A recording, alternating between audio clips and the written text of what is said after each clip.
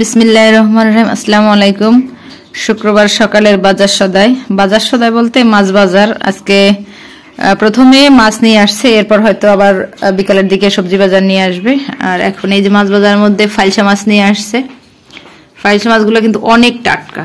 মানে আমার কথা হচ্ছে মাছ ছোট কি বড় সেটা বড় কথা না, বড় কথা হচ্ছে মাছ টাটকা হতে হবে। এই ফাইলসা মাছগুলো কিন্তু অনেক টাটকা। আর এপাশে আছে পাবদা মাছগুলো বেশ টাটকা, আর সাইজটাও মাশাআল্লাহ অনেক বড় বড়। আর ট্যাংরা মাছগুলোও জ্যান্ত না কিন্তু টাটকা, এই যে একদম ফুলকা টুলকা সব লাল। আর এপাশে আছে পোয়া মাছগুলোও টাটকা, এই যে ফুলকা লাল দেখাচ্ছে। দেখা যাক কোটার পরে বোঝা যাবে কতটা টাটকা। এমনিতেও ধরে বোঝা যাচ্ছে যে বেশ ভালোই টাটকা। এখন এগুলো কোটা বাছা করতে হবে।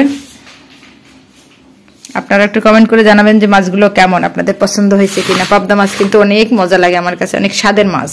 মানে প্রত্যেকটা মাছই কিন্তু স্বাদের, কিন্তু পাবদা মাছ একটু বেশি স্বাদ মনে হয় আমার কাছে। চুলোর উপরে লাউ রান্না হচ্ছে, রান্না প্রায় হয়েই গেছে, অল্প একটু বাকি আছে। আর এদিকে কি কি রান্না করলাম আজকের জন্য তাই একটু দেখাচ্ছি। এখানে ডিম দিয়ে বেগুন, আলু আর সিম দিয়ে একটা ভাজি করা হয়েছে। আর এ পাশটায় বাঁধাকপি ভাজি করা হয়েছে। আর এখানে আছে মিষ্টি কুমড়া ভাজি আর এক গামলা ভাত। 4টা তরকারি আর এক গামলা ভাত আজকের মেনুতে থাকবে। লাউতে কোনো রকম চিনি দেওয়া হয় না, তারপরে কিন্তু অনেক মিষ্টি। এখনকার লাউগুলোই অনেক মজার, সেটা ভিডিওতেই দেখতে পাচ্ছেন।